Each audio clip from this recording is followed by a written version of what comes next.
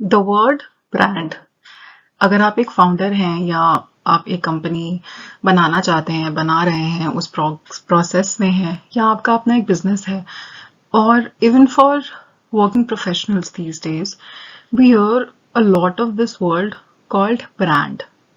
Personal branding, company की branding, political parties की branding है, पॉलिटिकल लीडर्स की ब्रांडिंग है.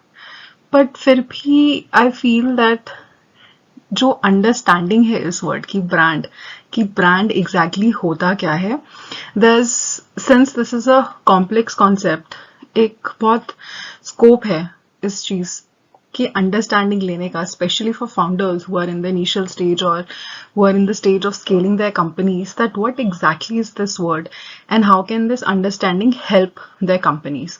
So in this video I'll try to explain what exactly the word brand means. So starting with the first point, brands are assets which are unique to you.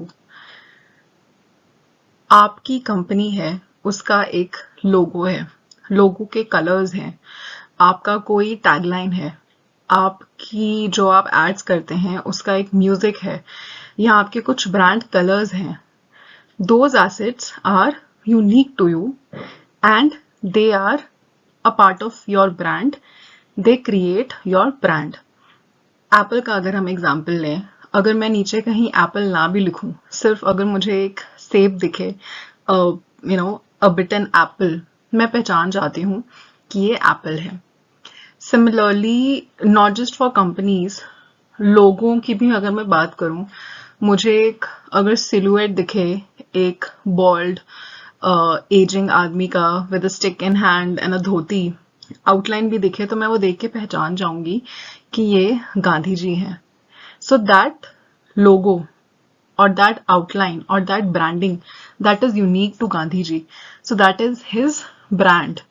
And similarly for any company which you can pick, you will have unique assets which belong only to that company. And अगर आप अपनी company बना रहे हैं, बनाने का सोच रहे हैं, तो आपने भी आई एम श्योर ज़रूर लोगो बनाया होगा, बनाया है, जो आप वेबसाइट पे यूज़ कर रहे हैं या सोशल मीडिया पे यूज़ कर रहे हैं, या आपकी कंपनी की जो ऐप है उस पे ये लोगो है. आजकल तो जो लोगो होता है वही ऐप की पहचान भी बन जाती है, ऐप ही आपका बिजनेस होता है. तो ये जो एसेट है which is unique to you, इसे हम कहते हैं all these are part of your brand. Another part, that mostly the assets which make up your brand, they are intangible. So for example, आपकी कंपनी है, आपका कोई भी लोगो है, आपका नाम है से new founder is your companies name, and आपने लोगो बनाया है ब्लू और रेड कलर का, ठीक है, सर्कल है, कुछ लोग, ये दो कलर्स हैं, और ये आपकी कंपनी का नाम है और ये लोगो है.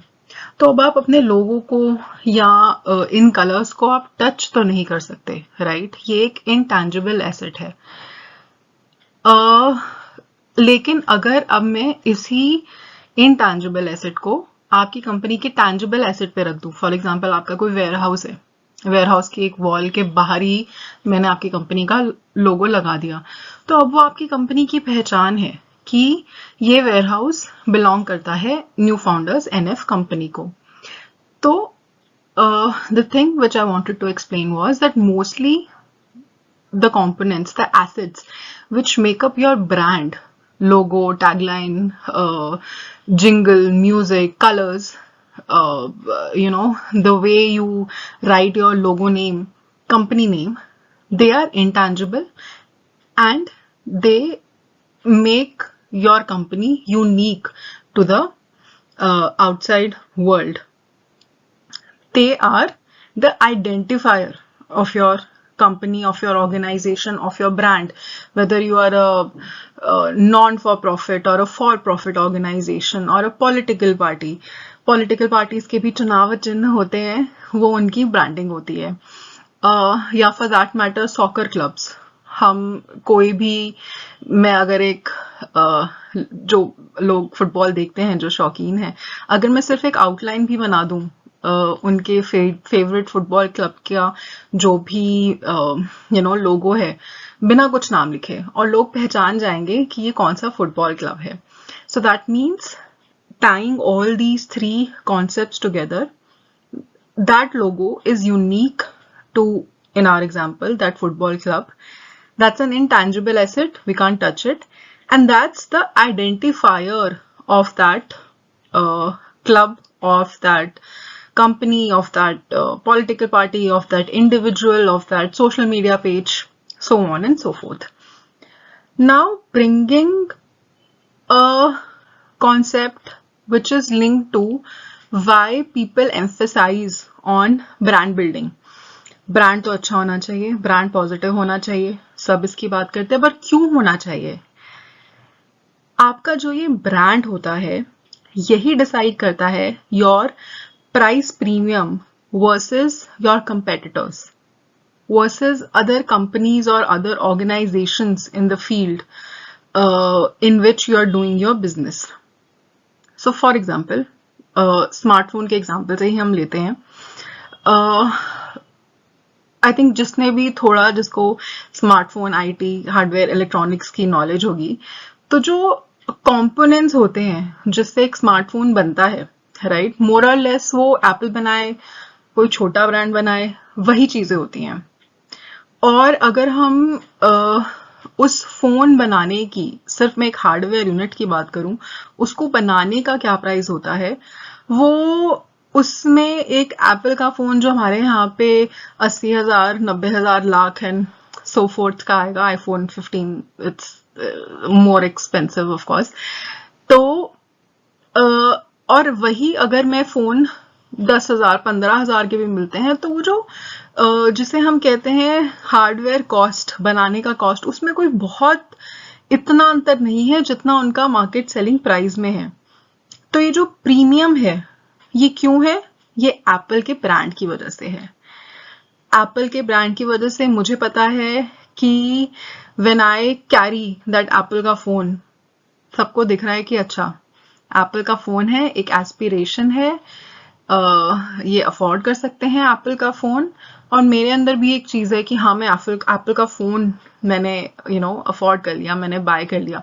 खैर, of course there is always this argument कि अब तो with easy payment options, easy loan options, Apple का फोन भी लेना कोई बहुत बड़ी बात नहीं हो गई है, स्पेशली इंडिया के बड़े शहरों में. बट फिर भी I think I am able to bring forth the concept कि मैं क्या कहना चाह रही हूँ कि why this brand building is important, because that is what, एक तो डिफरेंशिएट्स जो हमने ऊपर के पॉइंट पे कवर किया, but that is also what creates that price premium. एक और एग्जाम्पल से समझते हैं. कोई भी हम बड़े कैफे की चेन लेते हैं, Starbucks, cafe coffee day, Barista, right. वैसे तो इसमें कॉफी पीने ही जाते हैं, पर चलो मैं चाय का एग्जाम्पल लेती हूँ. इंडिया में हम चाय भी पसंद करते हैं. चाय हमारे बड़े शहरों में टपरी पे अगर हम पिए तो 10-15 रुपए की भी आ जाती है. अगर छोटे शहरों में पियेंगे तो शायद 5-7 रुपए की भी आती हो, पर चलो ऑन एन एवरेज में 10 रुपए का ग्लास लेके चलते हैं. अगर हम इन बड़े कैफेज जिनका मैंने नाम लिया, उसमें शायद हमें 250, 300, 400 रुपए की भी चाय कॉफी मिले, चाय लाटे, और हम वहां पे हम वो देते हैं. क्यों? हम तो कभी जाके क्वेश्चन नहीं करते, अरे तुमने ये 250-300 रुपए की चाय पिला रहे हो तुम. वो जो ये प्रीमियम 10 रुपए से लेके 250-300 रुपए की जो चाय वो हमें पिला रहे हैं, ये जो प्राइस का डिफरेंस है, ये किस वजह से है? ये इसीलिए है क्योंकि चाय के रॉ मटेरियल में तो कोई फर्क नहीं है. चाय, पानी, दूध, पत्ती वही यूज कर रहे हैं. वो थोड़ी अच्छी पत्ती भी यूज कर लेंगे तो फिर भी इतना टाइम्स 25 टाइम्स तो प्राइस डिफरेंस नहीं होगा. ये जो डिफरेंस, ये प्रीमियम वो लोग जो कमांड कर रहे हैं, वो आ रहा है उनके ब्रांड से. मुझे पता है एज अ कस्टमर कि मैं जाके वहां पे चाय पी रही हूँ, 250-300 रुपए दे रही हूँ, मुझे बैठने का एक अच्छा जगह मिलेगा, एक कोजी एटमॉस्फेयर मिलेगा, एक एम्बियंस है. तो उससे एक जो एज अ कस्टमर मेरी एम्बिशन है या एस्पिरेशन है कि मुझे तो भाई मैं तो एक बड़े कैफे में बैठ के चाय पी पाई इतना पैसे देके, वो मेरी मीट हो रही है। ये जो कस्टमर एस्पिरेशंस का कॉन्सेप्ट है, ये भी अगेन एक डीपर कॉन्सेप्ट है, लेटर वीडियोस में बात करेंगे। पर यहाँ पे जो मैं समझाना चाह रही हूँ वो ये है कि ये जो प्रीमियम, ये जो डिफरेंस है, ये कहाँ से आता है? ये ब्रांड वैल्यू से आता है। होता है ना कि जैसे जैसे कोई ब्रांड बिल्ड होता गया, उनके प्राइजेस में भी उनका जो डिमांडिंग पावर होता है कि हम कितना लेंगे अपने कस्टमर्स से, बढ़ता रहता है।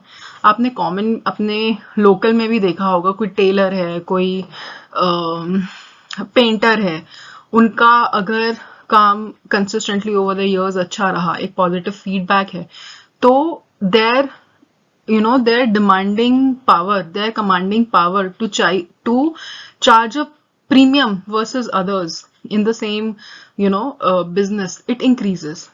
How that happens? That happens due to brand, the positive brand which they have created. अब एक और कॉन्सेप्ट आएगा दिमाग में, कोई सोचेगा तो अच्छा जी ये ब्रांड ये होता है, हमने समझ लिया, इससे प्राइस प्रीमियम आ जाता है, हमारा एक पॉजिटिव रीइंफोर्समेंट रहता है कस्टमर्स में, ठीक है। पर ये बनता कैसे है? ये बनता है ऑर्गेनिकली, इनऑर्गेनिकली, दोनों।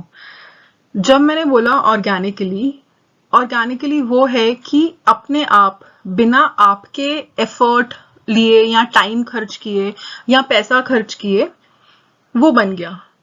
छोटे एग्जाम्पल से मैं अगर लूं, अगर आप टेलर ही हैं, कोई टेलर है किसी लोकेलिटी में, अगर उन्होंने नई दुकान खोली, 1 साल 2 साल अच्छा काम किया, बहुत अच्छी सर्विस है, टाइम पे कपड़ा बना के दे रहे हैं, अच्छा रॉ मटेरियल धागा यूज कर रहे हैं, उन्होंने अच्छी कस्टमर सर्विस दे रहे हैं, लोग अगर उनकी शॉप में जब भी आते हैं, दे आर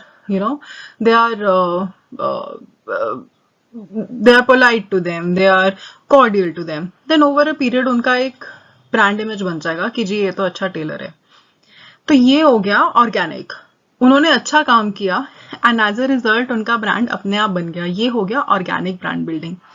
दूसरा होता है इनऑर्गेनिक। अब इनऑर्गेनिक में भी एक तो ऑफ कोर्स ऑब्वियस, आज के टाइम में आप पैसा दीजिए और अपनी ब्रांड बिल्डिंग कीजिए। पैसा देके ब्रांड बिल्डिंग कैसे? कि मतलब आपने सोशल मीडिया पे या ऑनलाइन डिजिटल प्लेटफॉर्म्स पे अपनी एक पॉजिटिव स्टोरी की एड की, या आपने न्यूज मीडिया आर्टिकल्स को, पब्लिशिंग आर्टिकल्स को कांटेक्ट किया और आपने उनको पेड एडवर्टोरियल्स कराए कि फला कंपनी ये काम कर रही है, इन्होंने ये अच्छा काम किया। तो when as end customers when we read it, तो हमारे दिमाग में एक इमेज बनेगी आपकी कंपनी की कि आप ये अच्छा काम कर रहे हैं, या जो भी आप जिस तरीके के भी आप ब्रांड इमेज बनाना चाहें। मैं सिर्फ एक सोशली रिस्पॉन्सिबल होना या अच्छी सर्विस देना तो एक टाइप की ब्रांड इमेज है, आप कुछ भी ब्रांड इमेज बना सकते हैं। There can be an image कि हाँ this brand is only for the youngsters, और this brand is only for people who are ambitious, या this brand is for people who prefer quality over anything else. So that depends what kind of image building you want to do, but just wanted to explain that this is how paid brand building works. Another inorganic way to build brands, and I think that's more pertinent for people who are just finding in the phase of setting up their organizations, in that initial phase or in that scaling phase, is taking effort, taking time to project the kind of brand which you are building. और ये कैसे होगा? Through your conversations या through the content which as a founder or which as a company you are putting up on your social media or your company website, or whenever you make a public appearance online or offline, either ways, right? So ये भी एक बहुत अच्छा तरीका है एक consciously content जब भी आप बात करें या कंटेंट डालें तो be very mindful, be very conscious of what you are putting out there, because the brand image which you create for yourself is going to affect your company one way और the other, इधर इन a positive way और a negative way, ये होगा ही। सो मैं ये नहीं कह रही हूँ कि बिल्कुल ही पॉलिटिकली करेक्ट होना है हमेशा, but just be mindful. And specially I think मैं without taking names, specially on LinkedIn तो इतने सारे फाउंडर्स हैं जिन्होंने एक बहुत इफेक्टिव बिना पैसे खर्च किए सिर्फ अपने पोस्ट डाल डाल के which are helpful to new working professionals or budding founders. They have created mass following for them, which in turn of course is beneficial for their brand also. So that is what I'm trying to say through inorganic brand building, बिना पैसे के, सिर्फ time और effort देके. Last एक concept जो मैं brand के बारे में क्लियर करना चाहती हूँ for all the budding founders, and again this is also very important, is the fact that brand कभी सेम नहीं रहता है आपका. वो डायनामिक होता है, वो बदल सकता है. either you want to change and you change it, या फिर over the course of time आपका the way you deliver your products, the way you deliver your services ऐसा change हो गया कि आपका जो एक brand था that has changed, that changes in the eyes of customers. When I say change, जरूरी नहीं है कि मैं ये कह रही हूँ कि positive to negative या negative to positive हो गया, right? नहीं, वो तो एक concept है ही, but also इन अ वे कि आप एग्जैक्टली डिलीवर क्या कर रहे हैं, आपका विजन क्या है. आप सिर्फ एक पैसे कमाने वाली, पैसे बनाने वाली कंपनी है, या सोशली रिस्पॉन्सिबल कंपनी है, या आप एक ऐसी कंपनी है which is only for the youngsters, people in their 20s, people in their early 30s, or are you an organization which caters to a broad range of age groups या demographics. इसके अच्छे example रहेंगे बहुत से नए startups जिन्होंने आप, ये मैं बताऊंगी नहीं, maybe you can put it in the comment section और if you do this exercise on your own, कि कैसे बहुत सारे स्टार्टअप्स जिनको हम डेली यूजेज स्टार्टअप्स, एक हिंट दे रही हूँ, when they started off maybe 5, 6, 7, 10 years back, they were in their ads, through their messages, they targeted mostly the upwardly segment of 20s who are maybe in the corporate, fresh out of college, or mid 20s, late 20s, who have disposable income, who maybe don't have the time to use those convenient services. But over the time, you would see that even their ads, they have started targeting a broader segment. अब हमें उनकी ads में elderly लोग भी दिखते हैं, 50s के लोग भी दिखते हैं, 60s के लोग भी दिखते हैं, and the messaging is not limited to those occasions where where I am saying कि मेरे पास टाइम नहीं है तो मैं ये यूज कर रही हूँ. हर ओकेजन में मेरे पास टाइम भी है तब भी मुझे वही एप्स यूज करने हैं. So that's how they have changed their positioning, their brand as something which was meant to save just time to something which is part of life. This is how you are supposed to purchase these products which these apps are selling. So these were the 7 concepts through which I wanted to explain the concept of brand. And let me know how you found this video, and we'll shoot again soon on a topic which is related to sales and marketing for founders who want to start thinking in a new way. Formula based, ये क्या होता है, theory, that all is already out there a lot. बहुत सारी books हैं, मैं और बता दूंगी पढ़ने के लिए, theory सीखने के लिए क्या है, but what's practical out there and what makes you think and observe, that's my intention. Thank you and see you in the next video.